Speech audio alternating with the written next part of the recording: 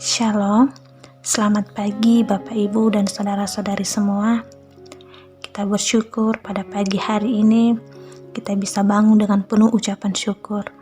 Dan sebelum kita melakukan segala aktivitas kita sepanjang hari ini, terlebih dahulu mari kita membaca dan merenungkan firman Tuhan. Mari kita berdoa. Tuhan Yesus yang bertata di dalam kerajaan surga, puji syukur kami ucapkan atas berkat-Mu di pagi hari ini. Malam hari telah berganti pagi, kehidupan baru telah Engkau berikan kembali bagi kami. Bukan karena kami pantas atau layak, namun karena kasih karunia-Mu kami boleh ada sebagaimana kami ada di pagi hari ini. Terima kasih ya Tuhan atas kesempatan baru yang telah Tuhan berikan kepada kami untuk bisa memperbaiki diri agar kami lebih layak di hadapan-Mu. Terima kasih ya Tuhan, dan sebelum kami memulaikan segala aktivitas kami sepanjang hari ini, terlebih dahulu kami mau merenungkan firman-Mu. Biarlah firman-Mu menjadi kekuatan kami sepanjang hari ini, dan biarlah kuasa Roh Kudus-Mu memelihara kehidupan kami. Dalam nama-Mu kami berdoa dan mengucap syukur.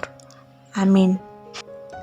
Firman Tuhan yang kita renungkan pada pagi hari ini terambil dalam Filipi pasal 2 ayat yang ke-25 sampai 30.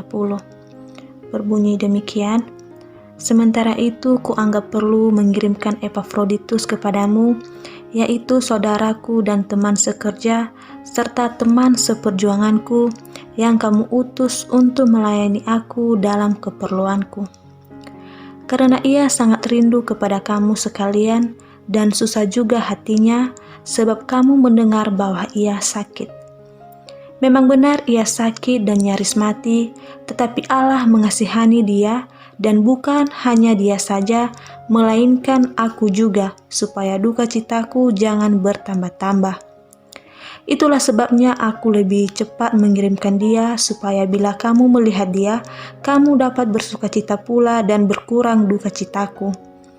Jadi sambutlah dia di dalam Tuhan dengan segala sukacita, dan hormatilah orang-orang seperti dia. Sebab oleh karena pekerjaan Kristus, ia nyaris mati dan ia mempertaruhkan jiwanya untuk memenuhi apa yang masih kurang dalam pelayananmu kepadaku. Sejauh demikian pembacaan firman Tuhan. Tema perenungan kita pada pagi hari ini adalah pelayanan dan pengorbanan. Epafroditus adalah bagian dari jemaat di Filipi yang dikirimkan untuk melayani bersama Paulus. Ia sangat militan, penuh dedikasi, dan bersungguh-sungguh di dalam pelayanannya. Entah apa yang dilakukan oleh Epafroditus dalam pelayanannya, tetapi ia sempat sakit dan nyaris mati, bukan karena kecelakaan, tetapi karena bekerja bagi Kristus. Ia rela mempertaruhkan nyawanya di dalam pelayanannya yang dia lakukan. Salah satu pelayanan Epafroditus yang disebut dalam perikop ini adalah memenuhi apa yang masih kurang dalam pelayanan jemaat di Filipi kepada Paulus. Kita bisa melihat pada ayat 25 dan 30. Di sini kita melihat hakikat dari sebuah pelayanan. Epafroditus diutus jemaat Filipi untuk memenuhi apa yang masih kurang, bukan untuk dirinya sendiri, tetapi untuk Paulus. Untuk pelayanan inilah Epafroditus sakit dan bahkan nyaris mati. Ia tidak melakukan semuanya itu untuk dirinya sendiri, tetapi untuk orang lain. Karena apa yang Epafroditus lakukan itu, Paulus sangat berterima kasih kepadanya serta sangat mengasihinya. Kita bisa lihat pada ayat yang ke-27.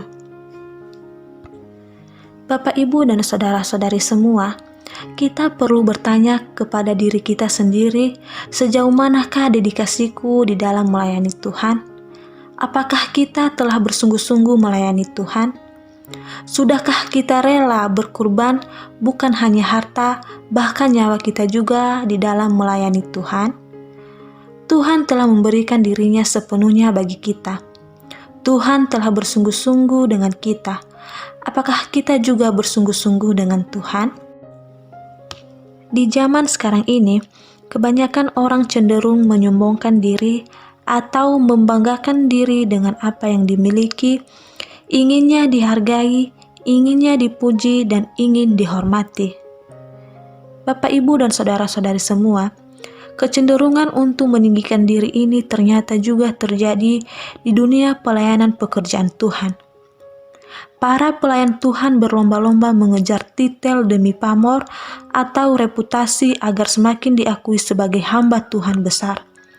Ada yang berambisi ingin menduduki jabatan penting di keorganisasian gereja, ada saling sikut memperebut jiwa-jiwa dan ladang pelayanan, bahkan ada pula yang memperkaya diri sendiri supaya tampil wah di hadapan jemaat. Ini menyedihkan sekali. Rasa-rasanya kerendahan hati menjadi sesuatu yang mulai langka ditemukan dalam diri setiap orang. Sikap yang berbeda justru ditunjukkan oleh Epafroditus yang tak pernah menonjolkan dirinya sendiri, hanya belajar setia melakukan apa yang dipercayakan kepadanya. Sekalipun tugas pelayanan yang ia lakukan tampak remeh dan sepele, yaitu mengantarkan persembahan jemaat Filipi untuk diberikan kepada Rasul Paulus yang waktu itu sedang berada di penjara di Roma, tetapi Epafroditus melakukannya dengan kerelaan. Karena melihat ketulusan dan kesungguhan hati Epafroditus dalam pelayanan ini, Rasul Paulus meminta semua jemaat Filipi untuk menghargai jerih lelahnya.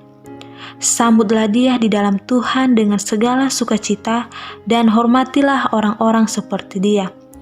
Filipi pasal 2 ayat 29. Sebab tak mudah mendapati orang yang berhati hamba seperti dia, yang mau diutus untuk melayani orang yang dalam masalah dan penderitaan.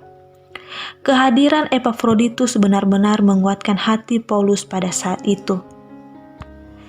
Bapak, Ibu, dan saudara-saudari semua, dari Epafroditus kita belajar mengenai dua kualitas utama di dalam melayani Tuhan.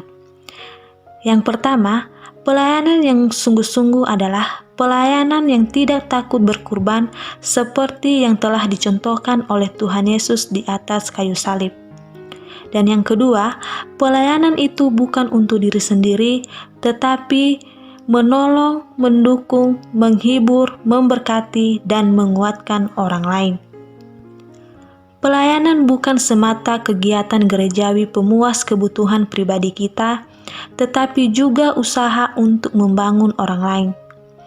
Marilah kita mulai membangun pelayanan kita seperti teladan Epafroditus. Kita juga perlu bertanya dalam hati kita masing-masing, apakah pelayanan kita sudah memberi dampak bagi sesama dan berfokus kepada kepentingan Allah saja? Atau masih adakah motif lain dari pelayanan yang kita lakukan? Layanilah Tuhan dan sesama dengan serius, karena kita memang dipanggil untuk melayani. Mari sejenak matikan ego kita dan berpikir apa yang dapat kita perbuat bagi Tuhan dan sesama melalui pelayanan kita. Bapak, Ibu, dan saudara-saudari semua, sekecil apapun tugas yang Tuhan percayakan kepada kita, mari kita lakukan dengan kerendahan hati, jangan karena ambisi. Tuhan memperhitungkan jerih lelah kita dalam pekerjaannya, pasti ada upah yang disediakannya. Dalam 1 Korintus 15 ayat 58 mengatakan, "Karena itu saudara-saudaraku yang kekasih, berdirilah teguh, janganlah goyah, dan giatlah selalu dalam pekerjaan Tuhan. Sebab kamu tahu bahwa dalam persekutuan dengan Tuhan, jerih payahmu tidak sia-sia." Amin untuk firman Tuhan. Mari kita berdoa. Terima kasih ya Tuhan buat firman-Mu yang telah kami renungkan di pagi hari ini. Biarlah Tuhan terus memelihara kami. Kami tahu bahwa setiap hari baru adalah bukti kasih-Mu atas diri kami, agar kami bisa memperbaiki sikap dan perbuatan kami. Biarlah kami terus mengharapkan Engkau dalam kehidupan kami ya Tuhan, dan biarlah kasih-Mu terus menyertai kami.